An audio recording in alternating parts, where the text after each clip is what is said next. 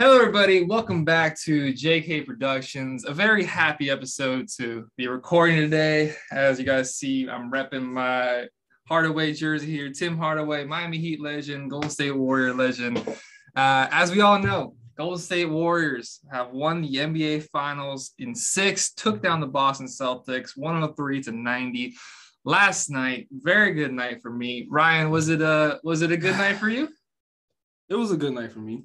You know, you said Celtics in 6? It was a good night for me because I like basketball. Oh, that's it. Okay. I like to see basketball being played. Mm-hmm. It wasn't a good night for the Boston Celtics. It was not. It hasn't been a good night for them for a little while now. You know what I mean? Jason Tatum disappointed me. He disappointed a lot of people. Entire series.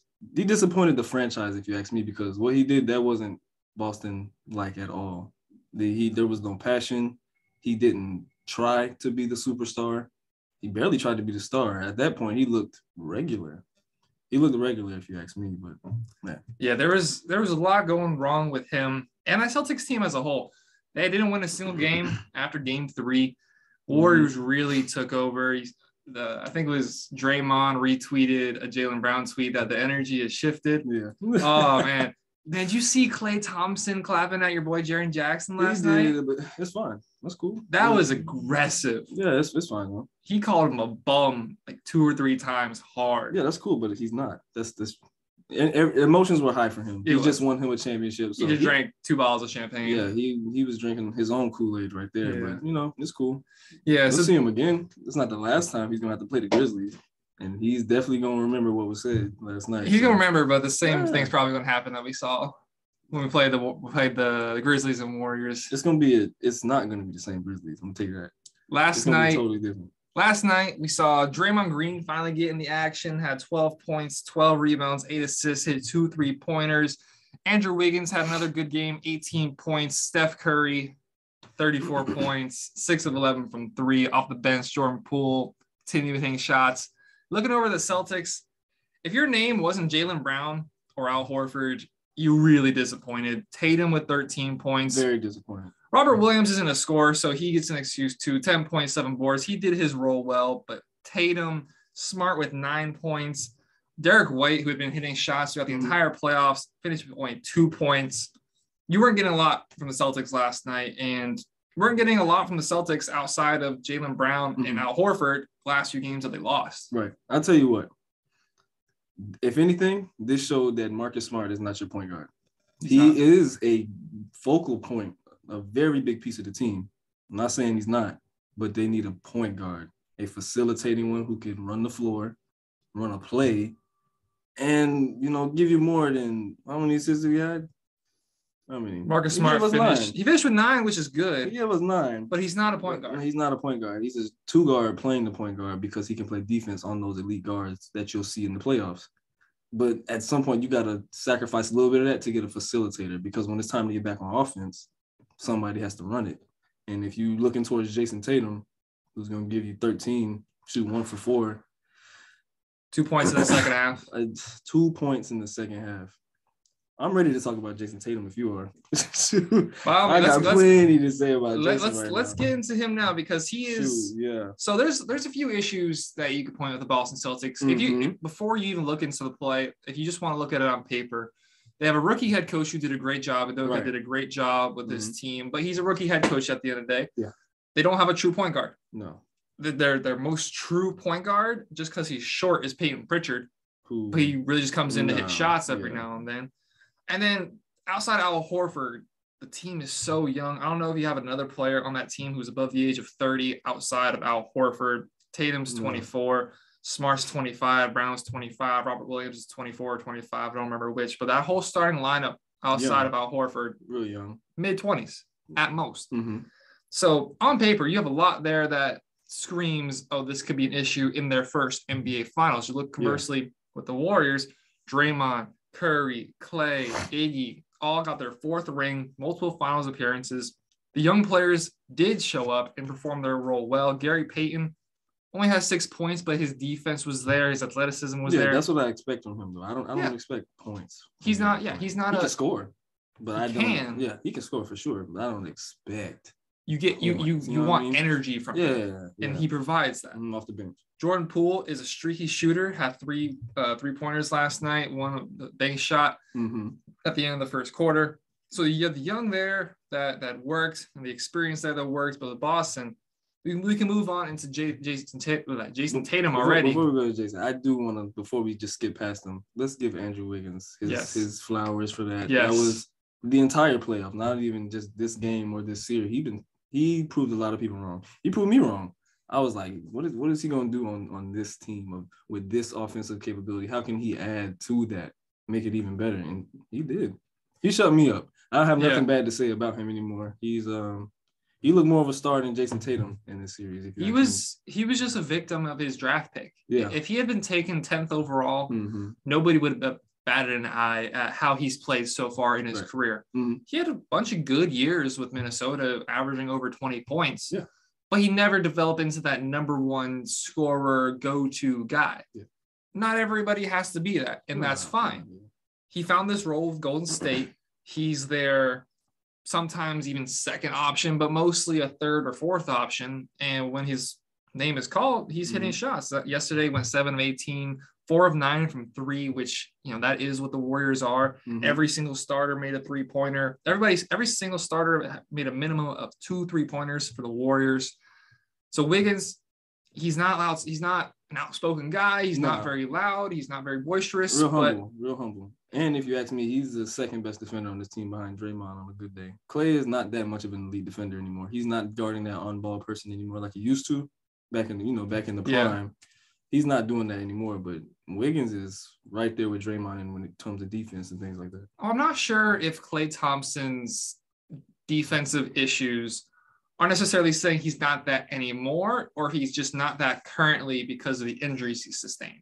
Yeah, I say it's because of the injuries. He's not the same defensive player because of those, and he's fine giving away that role because you have somebody like Andrew Wiggins on your team. You got your Draymond on the team. So, if anything, it didn't even matter that he's not that guy anymore. You have those other guys, and now he has a full offseason to fully heal.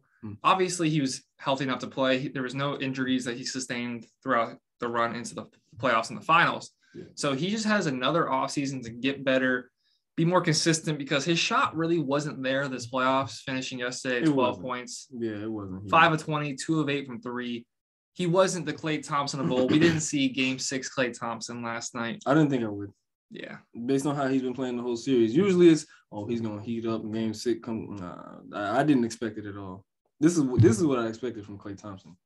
If Klay was going to give you 15 to 18 points, you'd be happy with that, because you see Wiggins with 18, you see Poole with 15. You finally got Draymond Green into the scoring, and something we said in our show last Friday was the key to the Warriors coming back in this series and winning was Draymond, and we finally saw him come around to that. He did. I can't even say he didn't. It was easy to clown him. It was easy to clown him this time last week. Too. It was fun. It was fun to clown Draymond. I love saying 2 points. Really, 2 points. I was saying that all week. He's podcasting too much. Not anymore. He showed up. When Draymond hits a 3, it's a totally different team. Because now he's, like I told you, he likes that fire that I talked about last show. It's a different team. Everybody plays different when he's on the court and he's hitting his shots. When he feels good, the team feels good. Teams are what their stars are. Steph Curry is unselfish, never loses confidence, will shoot 23s if it needs to, or shoot 1 for 23. He stays within what the team needs at the time. He gets the luxury of taking quote unquote bad shots because he makes them a lot. He's likely to make one or shoot more than one. He has that range. Klay Thompson, one of the most loved guys in the league. He's always honest. I don't love him that much. Yeah, he was just clowning your boy. Cool. Jaren Jackson did not get the love from Klay last night. That's fine. We don't need it. We don't need any love from Klay Thompson. I'm telling you. You didn't get it. But Klay, that's one thing I'll say about Klay is he always tells you how he feels. And he was very honest on the podium last night about his rehab process and how there's a lot of tears shed. There was a lot of times where he really doubted himself and had to rally around his family, rally around the team, even though the team was struggling without him, which I'm sure that hurt him even more. He has that ability to come back. And there's the personalities of Dray, Steph, and Klay, this core that has now become a dynasty. is so big to this team, not besides their skill sets, just who they are as people. I think it was their GM or was it Bob Myers that said that he went up to them on the team playing. He's like, 10 years into this, and you guys are still sitting together on planes. Like, not too often you see players just on the same team for 10 years. But you guys legitimately like each other and hang out for 10 years with all they've been through. They're friends. You know what it is?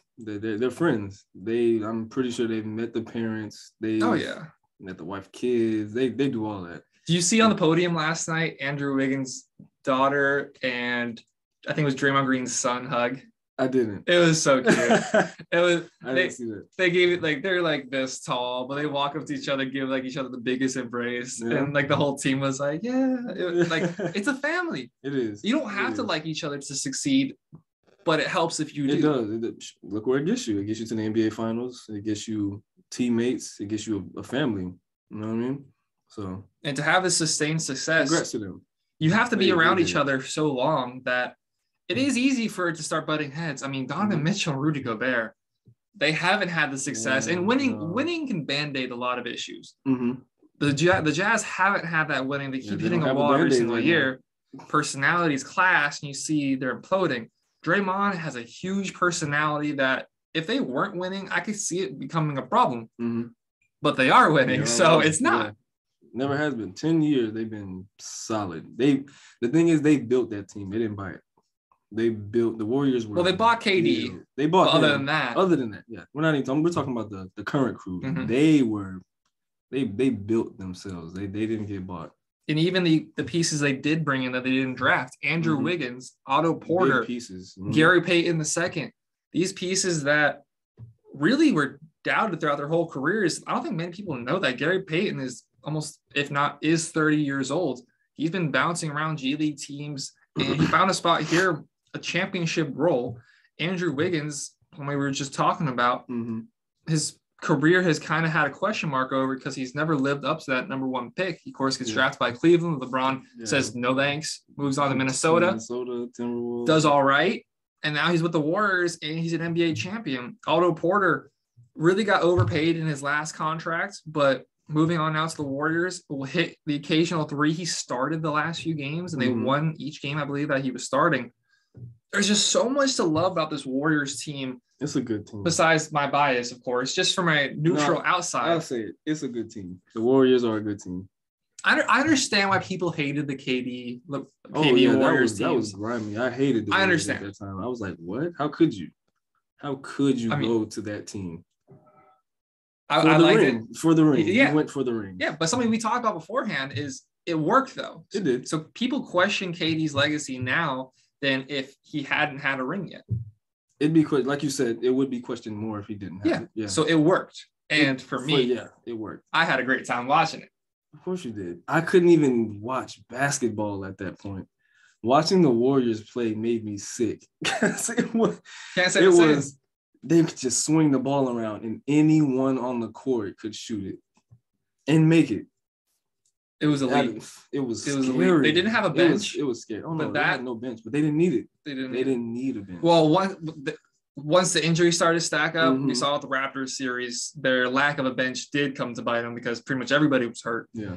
And the guys that needed to step up didn't step up. But when everybody was healthy, that KD, Steph, Klay, Dray, and then somebody else lineup was how they went back to back. The best lineup in NBA history, you could argue. Arguably, yes. And then if they go out and get LeBron James. LeBron not gonna ruin basketball like that. He wouldn't do it. That's not like he's never done that before. What do you mean? Heatles? That was okay. We had Big Three? We had Dwayne Wade with 1.5 kneecaps. We had Chris Bosh and crew. We had Norris Cole, Mario Chalmers. We had Shane Battier on the team. Ray Allen. I wouldn't say he ruined basketball with that. A lot of people were arguing at the time he did. Basketball to watch. That was fun basketball to watch. See, but we're here in South Florida. If you live anywhere else in the country and you don't like LeBron and you didn't like the Heat, people could say the same thing you're saying about Kevin Durant. I feel like it was different. It is different. Kevin Durant was worse because of the record that they had before he got there. Kevin Durant was definitely worse. That's the only thing I have on. In my Warriors jersey, I'm sitting here admitting what Kevin Durant did. I understand the hate that people brought towards that with basketball. I 100% get it. But it was kind of LeBron, not exactly the same. It's definitely a tier lower. Yeah. But he kind of brought together like the big three Celtics era. Celtics did that. I'll say it every single time. But it was LeBron's. So the big three, the Celtics was more. That was a big four, and they did it to stop a young LeBron on a Cavaliers team where he had no help. He went to the Heat to defeat them to stop what they started, but everybody said that LeBron started it because LeBron started to win because of it. And I'll stand on that forever. I understand your point, but that big four was more of a doing of the front office of the Boston Celtics, whereas LeBron, you could even argue is tampering because there's reports that they had this agreement set years before that they were going to find a way to meet up. They didn't know the team, but they were going to find a way to meet up. They had all their contracts end at the same time. Originally, it looked like they was going to go to Chicago. It looked like Dwayne Wade was going to leave, Bosh was going to leave, and LeBron was going to leave, and they were going to join forces in Chicago. That didn't happen. But that was the first time where a player really said, all right, look, we're making a big three. I'm going to make a championship team. Kevin Durant said, I'm going to join a championship team. So it is a tier lower, but it is kind of similar. It is similar because they did join forces. Yeah. Those superstars did in that manner. But the point, I understand. All is that it started with Boston. Yes. With the KG, with the Rondo, with the Ray Allen, with the Paul Pierce, it started there. That's where it began. LeBron took it a step further by orchestrating it. Yeah. And then KD took it a step grimier and really joined the one. Yeah. You see what I'm saying? Yeah. So I don't think LeBron started that mess of super teams. Yeah. And speaking of the Celtics who had that championship team by acquiring those pieces, this team is completely different. This Celtics team is outside of Al Horford, very young, like we mentioned. Everybody, you're looking around, a bunch of draft picks. Your starting lineup outside of Horford, all draft picks: Tatum, Williams, Smart, and Brown, Grant Williams, Peyton Pritchard. Like, you have a bunch of guys that you found in the draft, you found late in the draft, even with a few of these guys. Obviously, you take Tatum and Brown in the first few picks, but the rest of the guys, they could have been hit or miss for their NBA careers. And this team does deserve credit because they didn't have an easy time getting to where they got. They swept the Nets, who were one of the preseason favorites. They were the preseason favorites. We talked about the issues that Nets team had, and it's very understandable why they failed like they did. But still, to beat Kevin Durant and Kyrie Irving in 4 games is not an easy feat. No, at all. It's not. And then they move on, down 3-2 against the NBA champion Milwaukee Bucks. They had to go on the road, Game 7. And then the next series, again, Game 7 on the road to win 2 Game 7s on the road, one of which you're down 3-2, the other which you're up 3-2. You give up the Game 6 at home, then Game 7 in Miami.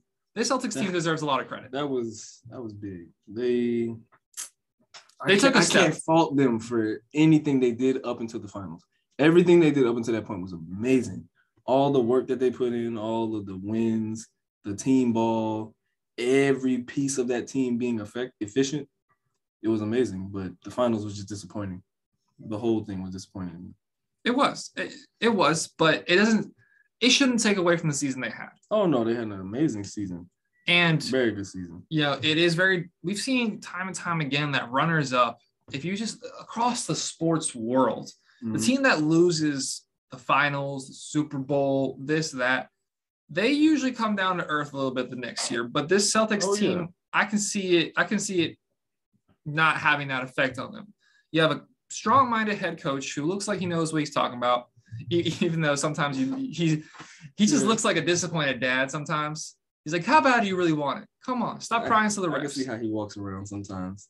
He's like pointing, like, get back. Like, he does that all the time. This is his favorite move. If you ever look at him, he's doing this on the side he always has a scrunched forehead. That too. But he's just so perplexed at what Jason Tatum is doing on the court. That's something. We'll get to Tatum very soon. Oh, I'm so ready. We'll get to Tatum very soon. You see how I keep trying to. We'll get there. We'll wrap up this real quick, then we'll get to Jason Tatum. Yeah. This Celtics team is young. They're not going anywhere. Al Horford is old. like Al Horford, you could say, like, is he ever going to be able to get back to the finals? Al Horford, how old? He's 36 years old. He's going to be 37 this time next year. That is going to be something to look at, whether he is going to be able to maintain this level that he's had a very good career. Mm-hmm. And there's arguments to be made if he would have won this championship that he would have been a Hall of Famer. Now that's back up in the air. Yeah, right. He did need that. He did need that. The Celtics franchise needed that. They did. Lakers fans are rejoicing now because they're still tied at 18. Still tied. They could have took the lead with that. So they could have taken the lead. But this team is going to have the opportunity next year.